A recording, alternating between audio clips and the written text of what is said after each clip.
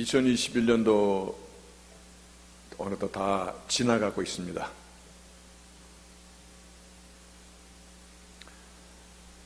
한 해를 돌아보면서 2021년도의 키워드를 무엇으로 정할까?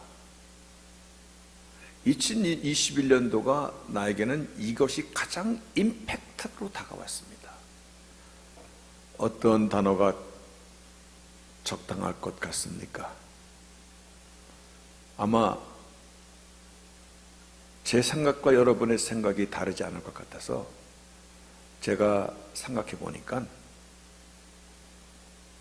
올해도 키워드는 전염병이었습니다. COVID-19 전 세계적인 재앙이다. 그래서 팬데믹이라는 단어를 썼습니다. 근데 이것이 그저 한 바이러스로만 있는 것이 아니라 계속해서 진화되고 변종이 나타나기 시작해서 요즘에 전 세계를 긴장시키는 것, 오미크론이라는 그 변종 바이러스가 지금 정체를 잘 알 수가 없고, 분명히 이것이 COVID-19이라는 이 바이러스에서 진화된 것은 맞는데, 그런데 의료계에서 어떻게 이거를 핸들해야 될지를 전혀 자료가 없어서 정말 긴장하고 있습니다. 우리가 면역력 주사를 2번 맞았고 지금 3번째 부스트샷까지 맞고 있는데도 불구하고 3번 부스트샷을 맞은 사람에게까지도 전파가 되는 거예요. 그래서 이름하여 돌파 감염이라고 얘기합니다. 의료계에서는 심각한 상황이 오고 있다라고 그러한 연구 보고서가 계속 올라오고 있습니다. 저는 COVID-19이라는 이 팬데믹으로 시작된 이 상황이 종말의 지적적인 신호탄이라고까지는 생각하고 싶지 않습니다. 종말의 지적적인 신호탄이다라고까지는 생각하고 싶지 않은데, 그러나 주의해서 보아야 될 내용이 누가복음 21장에 기록되어 있습니다. 누가복음 21장에 앞으로 어떤 일들이 벌어질 것입니까? 라고 제자들이 물어봤을 때 주께서 뭐라고 대답해 주셨냐면, 민족이 민족을, 나라가 나라를 대적하여 일어나겠고, 처처의 기근과 처처의 큰 지진과 기근과 온역이 있겠고, 또 무서운 일들과 하늘로서의 큰 징조들이 있으리라. 여기서 우리가 주의해서 봐야 되는 것은요, 온역이 있겠고, 그 영어 성경을 주의 깊게 보면 이렇게 기록되어 있습니다. There will be great earthquake. 지진이 있을 것이고, 그리고 in various places plague. 이거는 각자 많은 지역에서 전염병이 발생하리라. 전염병이 일어나리라. 그러니까 various places plague. 여러 지역에서 동시다발적으로 전염병이 창궐하리라, 그런 얘기예요. 그런데 이번에 발생한, 물론 코로나도 그랬습니다마는 이번에 또 경고를 주고 있는 오미크론이라는 이 변종 바이러스도 이미 남아공 아프리카를 비롯하여 그 외에 보츠와나, 짐바브웨, 아프리카 대륙을 휩쓸고 있을 뿐만 아니라 그것이 유럽까지 지금 넘어와서 유럽이 초비상해. 미국도 아프리카에서 들어오는 모든 여행객이나 이 항공편을 중단시키는, 한국도 그와 같은 보고가 지금 나오고 있는 상태에 있는 것을 보게 됩니다.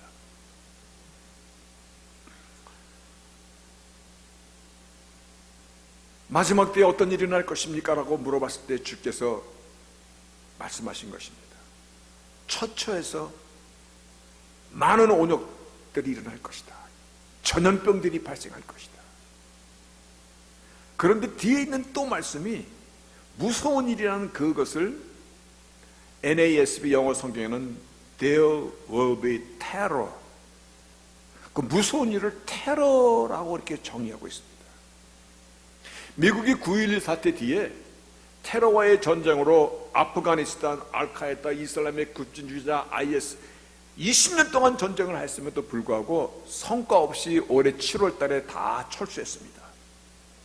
그럼에도 불구하고 이제는 전방 후방이 따로 구별되지 않는 시대를 살아가고 있는 거 아닙니까? 우리가 그냥 살아가는데 멀쩡히 살아가고 있는데 어느 날 자살 특공대가 와서 그냥 폭탄 터뜨리고 그 삶의 현장 어디든 간에 이제는 전방이 돼버린 무서운 시대가 된 것을 저희들이 현재 겪고 살아가는 삶의 내용입니다. 말씀드렸듯이 이와 같은 사건들이 정말의 직접적인 것이라고는 저는 생각하고 싶지 않습니다. 그럼에도 불구하고 주께서 주신 이 말씀이 우리의 심령 속에, 우리의 생각 가운데 경종을 울리는 것은 사실입니다. 더더구나 역사의 주관자이신 하나님께서 역사의 종말의 때를 말씀하셨던 마태복음과 누가복음에는요, 이와 같이 말씀하고 있습니다. 무화과 나무의 비유를 배우라. 그 가지가 연하여지고 잎사귀를 내면 여름이 가까운 줄을 아나니 이와 같이 너희도 이 모든 일을 보거든 인자가 가까이 문 앞에 이른 줄 알라. 인자가 다시 오실 재림의 주가, 즉 종말의 때가 가까워 준 줄 알라. 이 말씀을 마태복음과 누가복음에 기록하고 있는 것이에요. 우리가 알고 있듯이 무화과 나무는 이스라엘의 상징입니다. 이스라엘은 2000년 전에 나라가 없어진 그러한 나라입니다. 역사 속에 가까스로 있었던 나라인데, 왜냐면 2000년 전에 없어졌으니까. 그 2000년 전에 없어졌던 나라가 2차 세계대전이 끝나면서 이스라엘 나라가 독립을 합니다. 누가복음에는 무화과 나무가 싹이 피고 모든 나무들이 싹이 피면은 인자가 가까운 줄 알라. 여기서 이스라엘의 독립한 2차 세계대전 그 뒤에 이 사건을 통해서 많은 사람들이 어떻게 2000년 전에 없어진 나라가 다시 독립한다는 말입니까? 근데 더 놀라운 것은 모든 나무가 싹이 나거든. 그동안에 내셔널리즘으로 이 강대국들이 많은 소국들을 이렇게 점령하여서 자기들이 통치했었는데, 근데 이 모든 나무들이 다 싹이 나기 시작하는 것이에요. 그 여파로 우리 대한민국도 일본으로부터 해방을 맞이하였고, 그 시즌을 기준으로 모든 나무가 싹이 난 이 예언의 말씀대로 약 140여 개국이 독립을 하였다는 것입니다. 마지막으로 홍콩과 마카오까지도 영국령에서 중국으로 다 돌아갔습니다. 이렇게 되거든 인자가 문 앞에 이른 줄 알라. 이 모든 일이 생기거든 인자가 문 앞에 이른 줄을 알라. 물론 그날과 그 시는 모릅니다. 그러나 우리가 느끼는 것이 있습니다. 가까워졌다는 것입니다. 아, 정말 가까워졌구나. 가까워지심을 느끼십니까? 난 못 느껴. 그럼 이 시간에 느끼셔야 됩니다. 정말 이 시대가 가까워졌다는 것입니다. 이 시대 정치, 문화, 사회 모든 것을 한번 돌춰보면요, 너무 가까워졌다는 것입니다. 이분 자연 환경까지도 종말의 시그널을 아주 뚜렷하게 보여주고 있는 것을 우리는 느끼셔야 됩니다. 여기서 하나님께서 당신의 백성들을 향하여 계시록 6장에 포도주와 감람류는 해치지 말라. 어떻게 안 해치게 됩니까? 대환란 때. 그런데 준비시키고 계신다는 것입니다. 소낙비를 맞았을 때 우산을 준비한 사람은 비를 안 맞을 수 있습니다. 우산도 준비하고 우비를 준비한 사람은 비에 젖지 않을 수 있습니다.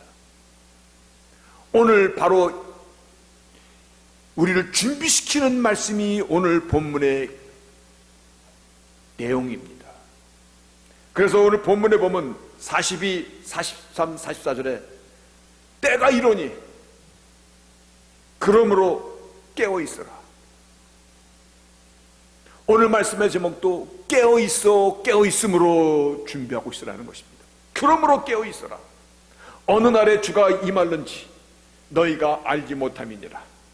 너희도 아는 바처럼 만일 집주인이 도저히 어느 시간에 올 줄을 알았더라면 깨어있지 않겠느냐?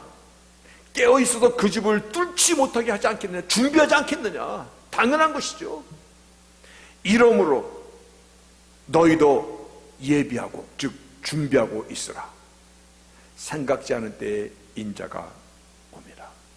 종말에 대한 하나님께서 우리에게 주신 오직 메시지는, 물론 종말에 대한 심텀은 여러 가지로 설명해 주셨습니다.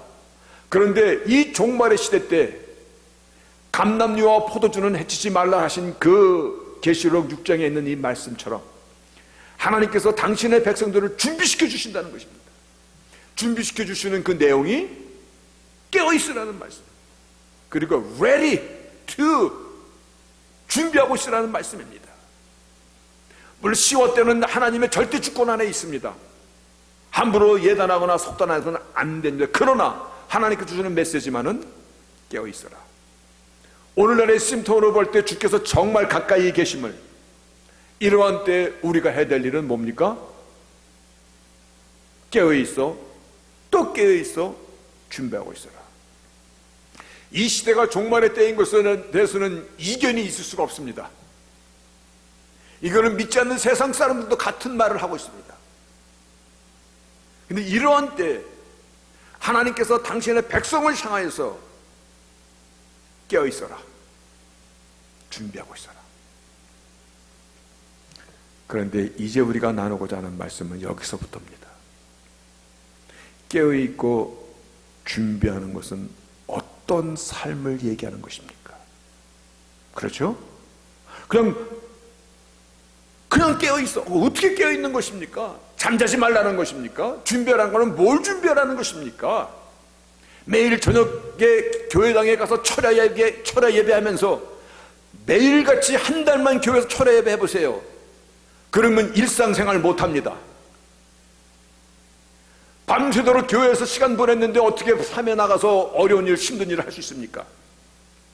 그런데 데살로니가 후서에서 보면은 일하지 않고는 먹지도 말라라는 이 말씀은 일상의 삶 가운데 충실하라는 말씀이거든요. 내 손으로 일해서 먹으라는 거거든요. 너에게 주어진 일을 열심히 하라는 말씀이거든요. 주님이 오늘 저녁에 올지라도 너에게 맡긴 일은 열심히 하라는 말씀인데, 매일 밤 교회 나가서 철회하라는 말씀은 아닌 것 같구나. 그러면 휴고될 때 간단히 올라갈 수 있도록 좀 간편하게 심플한 라이프를 살라라는 말씀인가? 아니면 성경 공부 더 많이 하고 성경 구절 매일같이 외우고 교회 생활에 전념하라? 언젠가도 말씀드렸듯이 우리의 신앙의 여정은요, not church centered, 크라이스트 센터드가 되는 것입니다. 예수 중심의 삶인 것이지 church centered, 교회 안에서 자꾸 교회는 모으는 곳이 아니라 흩어내는 것입니다. 그것이 에클레시아입니다. 세상에서 불러서 세상으로 다시 보내는 것입니다. 늘 기도하라는 얘기인가 보다. 맨날 기도하면 세상 사람들을 만날 수 없습니다. 그럼 너희는 세상의 빛과 소금이라는 그 일은 어떻게 할 것입니까? 종말의 때 메시지는 분명히 깨어있고 깨어있어 준비하라는 말씀인데, 하나님께서 증상만 알려주시고 처방이 없다면 그러면 사람들이 마음껏 아무렇게나 생각할 거 아니야. 이거를 중구난방이라고 하고 이거를 혼잡이라고 얘기하고, 그 혼잡한 틈을 타서 거짓 선생들이 들어와서 분명치 않은 종말의 메시지를 교회에다가 뿌릴 것이고, 종말에 대한 메시지 깨어 준비하라. 어떤 것이 깨어 준비하는 것입니까? 오늘 반드시 붙잡아야 됩니다. 그런데 성경에요, 처음부터 이렇게 마태복음 28장까지 나눠졌을까? 마태복음 24장도 있고 25장도 있고 25장 1절도 있고 2절도 있고, 처음부터 이랬지 않았어요. 오늘날 이렇게 1장, 2장, 3장, 오늘 마태복음 24장 이런 식으로 나누어진 것은 13세기 초입니다. 영국의 스티브 랭턴이라는 사람이 장을 나누었던 것입니다. 근데 장만 나누었더니 약 300년 뒤에 16세기 중엽쯤에, 즉 1553년에 로베르토 엔디엠이라는 사람이 300년 전에 나누었던 장 속에 절을 나누었습니다. 그래서 24장 15절, 24장 16절 절을 또 나누어서 오늘날까지 그것이 우리에게 전하여진 것입니다. 왜 이 말을 하고 있는 것이냐면 마태복음 24장과 25장과 마태복음 1장부터 28장은 통권입니다. 그냥 한 권입니다. 그거를 우리가 말씀을 보다 쉽게 효과적으로 보려고 장을 나눴고 절을 나눈 것입니다. 그런데 깨어 준비하라고 말씀하신 이 종말에 대한 이 마태복음 24장에 있는 말씀과 25장에 있는 말씀은요, 원래는 같이 있던 통권의 말씀이에요. 그래서 깨어 준비하라고 종말의 증상만 말씀하셨는데 준비하는 것이 정확히 어떤 것입니까? 라는 이 대목을 그냥 넘어가면 안 되듯이, 만약에 증상만 가르쳐주고 처방이 없다면요, 아무거나 갖다 처방이라고 쓰면 그것은 혼동이고 더 복잡해지는 것이고, 종말에 대한 이 모든 것이 우리를 준비시켜주는 것이 아니라 더 준비가 안 되는 결과밖에 나올 수 없는데, 하나님께서 그렇게 하시지 않는다는 사실입니다. 그래서 깨어 준비하는 삶에 대해서 어떤 것이 깨어 준비하는 것입니까를 하나님께서, 예수님께서 마태복음 25장 세 가지 비유를 통하여서 이게 깨어있고 이게 준비하는 삶이야 라고 가르쳐주는 것입니다. 우리가 알고 있듯이 마태복음 25장은 세 가지 비유가 기록되어 있습니다. 눈 크게 못 뜨는 사람한테 물어보겠습니다.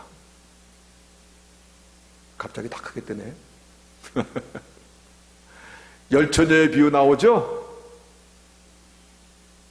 처음 듣습니까? 그 다음에 달란트 비유가 나옵니다. 그리고 양과 염소의 비유가 기록되어 있습니다.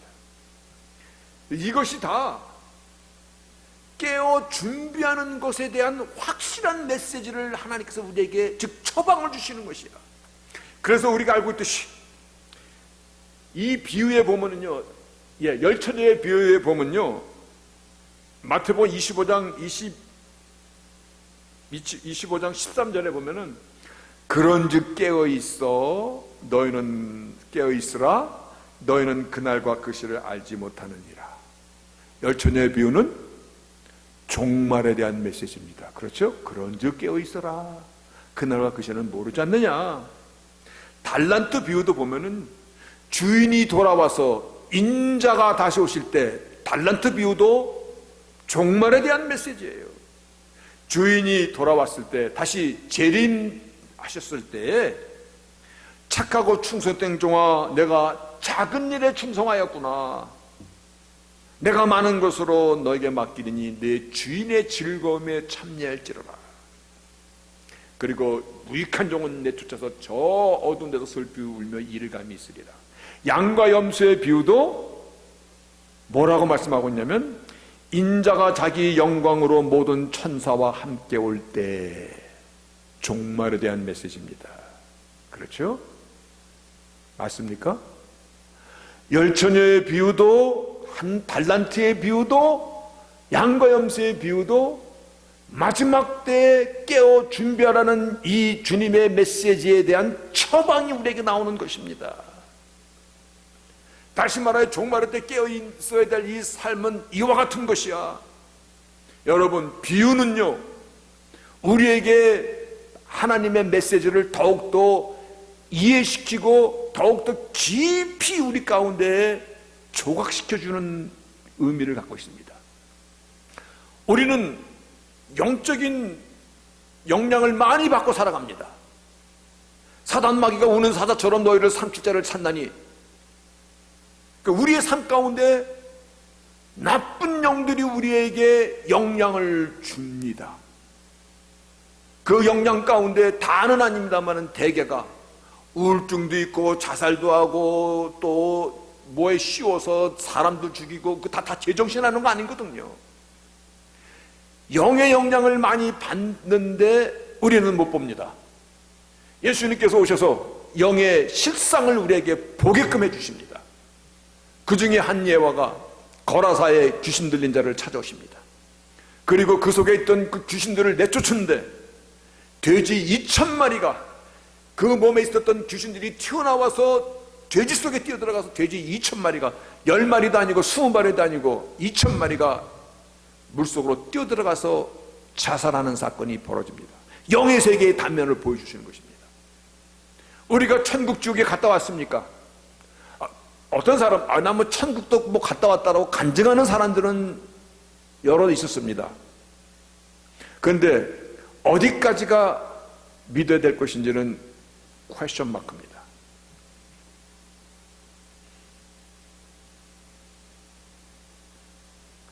천국 갔다 왔다고 얘기하는데 그거 100%다 믿을 수 있습니까? 그 사람은 100%안 믿어지더라고요. 특히 어떤 말이 안 믿어지냐면 누가 그러더라고요. 예수님이 맨발바닥으로 막 뛰어나가서 허그하면서 반가워하시더래. 그래서 어떤 성도가 아니 누구한테는 왔냐고 그러고 누구한테는 이렇게 맨발바닥으로 뛰어가서 예수님이 허그를 해주시니 차별하시는 겁니까? 그랬더니 예수님이 이렇게 대답하셨대. 하도 오랜만에 목사가 와서 반가워서 그랬어. 그런 것도 믿어야 됩니까? 주님께서 천국에 대한 비유를 설명하셔 주십니다. 그 세계가 우리는 경험하지 못했지만 영의 세계를 말씀하시고 천국이 있음을 마치 이렇게 창문을 내서 그 창문을 볼 수 있도록 천국은 이와 같은 것이야. 지옥은 이와 같은 것이야 라고 비유로 설명해 주십니다.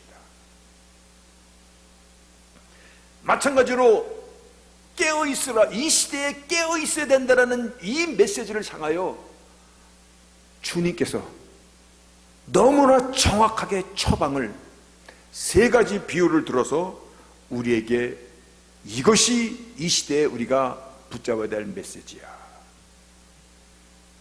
그래서 말씀은 마태복음 24절입니다만 오늘 초점은 깨어있으라는 이 말씀을 이해하기 위해서 마태복음 25장의 세 가지 비유를 간단히 살펴보고자 합니다. 왜냐하면 제가 이 본문을 24장, 25장 두 장을 잡아서 그냥 다 본문으로 읽는다면 이것만 읽다가 20분 지나가. 그러면 설교하기 전에 여러분 다 좋을 거 아니야. 자, 열처녀 비유. 열처녀 비유는 혼인잔치가 나옵니다. 이 혼인잔치는 하나님의 나라하고는 천국 우리가 충분히 말씀에 의거해서 우리가 이해할 수 있는 내용입니다. 신랑이 오신다는 이 소리는 재림의 주, 인자가 오실 때를 얘기하고 있는 것이죠. 그러면 열처녀는 누구를 지금 비유하고 있는 것 같습니까? 열처녀는 예수님이 오심을 기다리는 성도들을 의미하고 있습니다. 우리가 이 비유를 볼 때는요, 주의해야 될 것은 모든 사건을 알레고리, 즉 풍류적으로다가 마음대로 해석하면 안 됩니다. 어떤 분이 이런 해석을 했더라고요. 선한 사마리아인의 비유를 얘기할 때 주막에다 맡긴 그 주막은 교회를 얘기하는 것이고 이거는 뭐고, 그런데 들을 때는 그럴듯한데 그거는 전혀 아닌 말씀이죠. 오늘 이 비유는 우리가 일반적으로 탁 다가오는 메시지가 있어요. 혼인잔치는 하나님의 나라에 된 천국에 된 그 마지막 잔치를 얘기하는 것이고, 오실 신랑은 재림하실 주님을 얘기하는 것이고, 그리고 신랑이 오신다는 소식을 듣고 있는 그 열처녀 비유는 예수님이 오심을 기다리는 성도들이라. 그런데 문제가 생겼습니다. 다섯 처녀는 기름을 준비했는데 다섯 처녀는 기름을 준비하지 않았습니다. 여기서 기름이라는 말도 우리는 굉장히 주의를 해야 됩니다. 왜냐하면 좀 빌려달라고 하는데 빌려주면 나도 부족하고 너도 부족하니까 아니 가서 샀어. 그럴 수 없어. 얼핏 들으면 굉장히 매정한 말처럼 들립니다. 그런데요, 오늘 마태복음 이 열처녀 비유 25장 10절, 11, 12절에서 그렇게 말합니다. 너희가 살아가는 동안에 신랑이 오므로 예배했던 자들은 함께 혼인잔치에 들어가고 문이 닫힌지라. 그 후에 남은 처녀들이 와서 주여 주여 우리에게 열어주소서. 대답하여 가로되 진실로 너희에게 이르노니 내가 너희를 알지 못하였노라. 그런즉 깨어있으라. 너희는 그날과 그 시를 알지 못하느니라. 이 말씀의 그 의미를 합쳐보면은 이 비유는 기름을 좀 빌려달라는 준비하지 못한 다섯 처녀에게 매정하게 한 그 기름 준비한 다섯 처녀 그 의미가 아니라 천국에 들어갈 준비는 자기가 하는 것이야. 천국에 들어갈 준비는 각자 자기 자신이 해야 되는 것이야. 누가 남이 대신하여 할 수 없음을 지금 말씀하고 있는 것이에요. 내 친구가 잘 믿어요. 우리 교회가 순순순 찐 정통 순복음 교회예요. So what? 이 열처녀의 비유는요, 성도들 너희가 이 세상을 사는 동안 천국에 들어갈 준비는 네 자신이 하는 것이야. 그 준비하지 않냐고 교회 멋으로 다녀? 교양으로 다녀? 사람들 만나라고 다녀? 그게 아닌 것이에요. 캐톨릭이 왜 경계 대상인 줄 아십니까? 이 부분을 이렇게 얘기합니다. 성자가 천국에 들어가려면, 사람이 천국에 들어가려면 70점 맞으면 들어가. 그런데 어느 성자는 너무 열심히 일해갖고 점수가 100점으로 들어갔어. 그러면 여분이 30점이 남아. 30점이 남은 점수가 모자른 사람들이 성자여 우리를 도와주소 누구 이름을 막 대. 그러면 그 사람의 남은 공력이 모자른 사람에게 채워져서 이 사람도 들어간다. 이렇게 가르쳐. 그거 아니라 열처녀의 비유는요, 천국 가는 것은 네 자신이 준비하는 것이에요. 남이 대신해 주지 못한다라는 이 메시지를 강력하게 주고 계시는 거예요. 하나님, 우리 구원은요 나와 주님과의 관계입니다. 내 부인이 열심히 믿어요. 그런데 아무 소용없습니다. 나의 믿음입니다. 내가 준비해야 되는 것입니다. 맞습니까? 내가 준비하는 것입니다. 혹시 이 말씀을 성령의 기름을 준비하라는 것이지 라고 그렇게 국한해도 이견이 참 많습니다. 조심해야 될 부분입니다. 이 말씀은 열처녀의 비유는 천국은 각자 준비하는 것이야. 두 번째 달란트 비유 역시 이겁니다. 달란트 비유는요, 나는 받은 게 한 달란트밖에 안 돼. 그런데요, 달란트는 누가 주셨습니까? 주님께서 주셨습니다. 태어날 때 내가 받은 것이 한 달란트밖에 안 될지라도, 아니 5달란트를 받았을지라도 그것은 내가 잘난 것이 아니라 주님께서 주신 것입니다. 주님께서 맡겨주신 것입니다. 내가 한 달란트밖에 못 받았을지라도 그것이 주께서 나에게 맡기신 것입니다. 그것으로 너는 어떠한 삶을 살았느냐가 포인트입니다.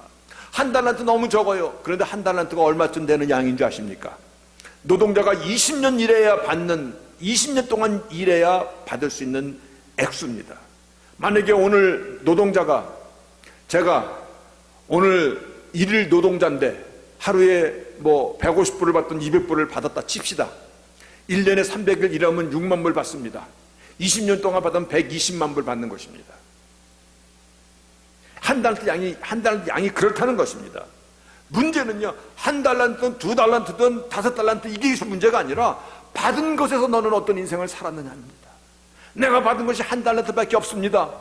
그런데 이 한 달란트 갖고 열심히 성실히, 제가 잘 쓰는 표현, 내가 받은 것은요 손바닥만한 텃밭밖에 없습니다.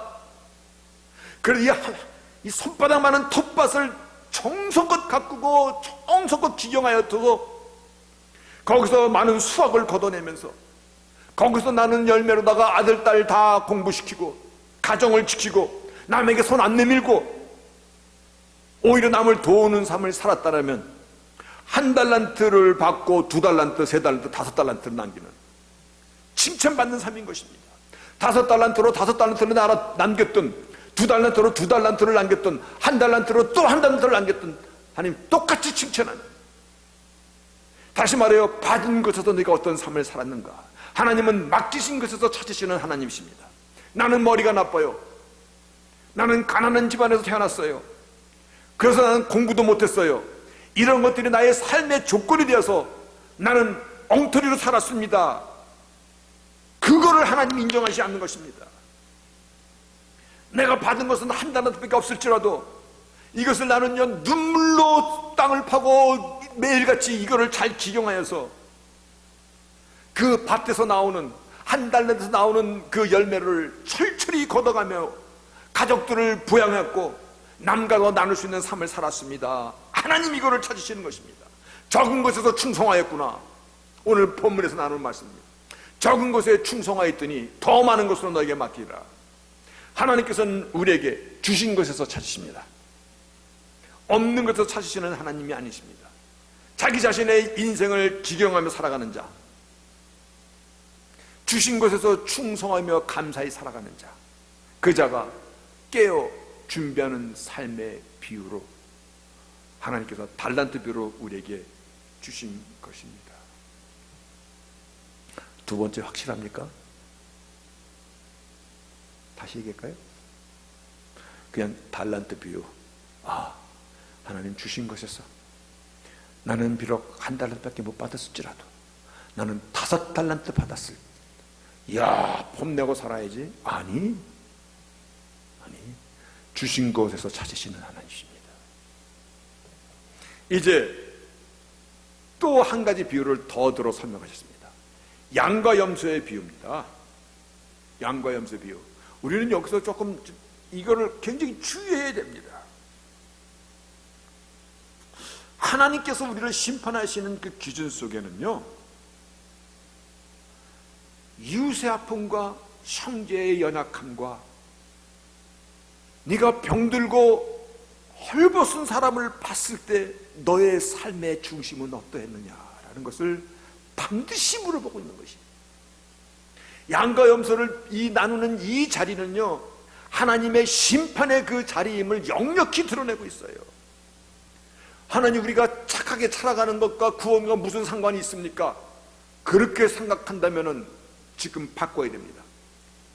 하나님의 말씀을 디모데후서 3장 16, 17절에 뭐라고 말씀하고 있냐면요, 성경의 목적을 설명하고 있는데, 성경은 우리로 하여금 예수 그리스도 안에 있는 구원에 이르게끔 하는 것이다 라고 15절에 말씀하고, 16절에 모든 성경은 하나님의 감동으로, 하나님의 호흡, 하나님의 숨결, 하나님 자신이 쓴 것으로 교훈과 책망과 바르게 함과 의로 교육하여 유익하니, 이는 목적입니다.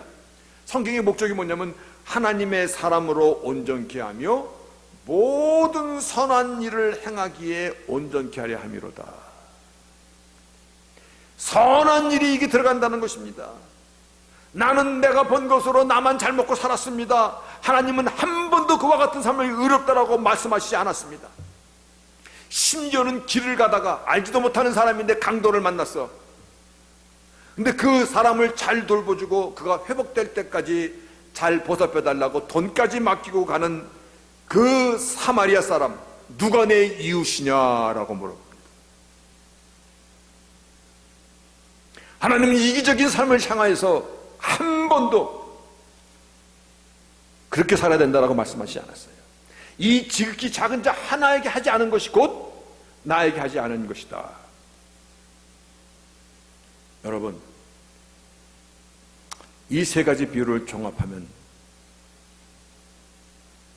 종말의 때 어떻게 살아야 되는 것입니까? 자기의 구원을 확실히 준비하고 살아야 됩니다. 근데 그 준비하는 삶은요, 천국은 나의 신앙으로 가는 것입니다. 누가 대신 준비해 주지 않습니다. 저는 이 메시지를 반드시 전해야 됩니다. 오늘 본문 가운데는 두지 않았습니다만 45, 46절이에요. 오늘 본문의 그 뒷절입니다. 하나 더 넘겨보세요. 예. 충성되고 지혜 있는 종이 되어 주인에게 그 집사람들을 맡아 때를 따라 양식을 나눌 자가 누구냐. 여기서 충성된 청지기는 시와 때를 따라 맞는 양식을 나눠주는 자다, 그 얘기입니다.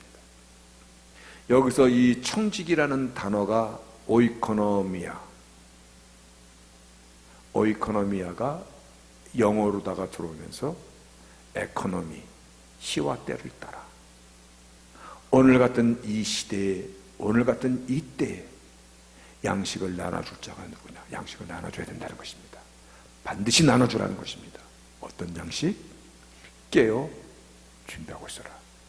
근데 그 깨어 준비하는 삶의 구체적인 것이 내가 준비하는 것이야. 그리고 너에게 맡긴 것에서 찾으시는 하나님이시야. 너에게 주어진 것에서 성실히 책임을 다하고 살아가는 것이야. 세 번째, 양과 염소의 비유를 통해서 이웃과 나눔의 삶을 살고 있느냐, 선함을 실천하고 살아가고 있느냐. 여러분, 오늘 본문, 양과 염소의 비유 41절 한번 보십시다. 바로 위죠? 예. 작은 자에게 하지 않은 것. 내가 언제 주님이 굶주리는 걸 보았나이까? 내가 언제 주님이 헐벗은 걸 보았나이까? 병드는 걸 내가 언제 보았나이까? 라고 막 반론할 때, 이 작은 자에게 하지 않은 것이 곧 나에게 하지 않은 것이다 라고 말씀하시면서 양과 염소의 비유 41절에 저주를 받은 자들아 나를 떠나라. 마귀와 마귀와 함께 타락한 천사들을 위하여 예비된 영영한 불에 들어가라. 내가 줄일 때 너희가 먹을 것도 주지 아니하였고 목마를 때 마시게 하지 아니하였고 병들었을 때 돌아보자. 쭉 말씀이 나오는 겁니다. 자, 저는 제가 다 못할지라도 오늘 충성된 청지기로서의 역할로 이 메시지를 또 강조합니다. 시와 때를 따라 양식을 나눠줄 자가 누구냐.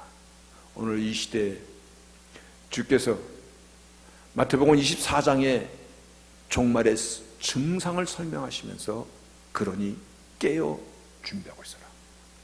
어떤 것이 깨어 준비하는 것입니까? 그의 처방으로 비유를 들어서 정확히 열처녀의 비유, 달란트 비유, 양과 염소의 비유를 설명해 주셨습니다. 천국은 네 자신이 준비하는 것이야.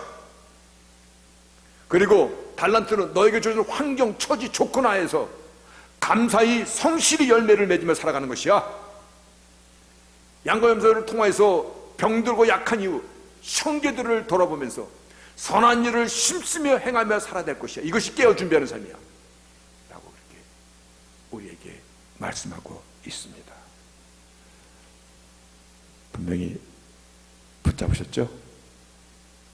아유, 나는 교회 다닐 때 우리 목사님이 그건 말도 하지 않았어, 그렇게 얘기하지 마셔야 됩니다. 오늘 기록에다 남겨 있을 것입니다. 유튜브에도 올릴 것입니다. 여러분, 우리 신앙생활은 실용적인 것입니다. 그리고 굉장히 사실적인 것입니다. 하나님이 살아계시기 때문에 그렇습니다.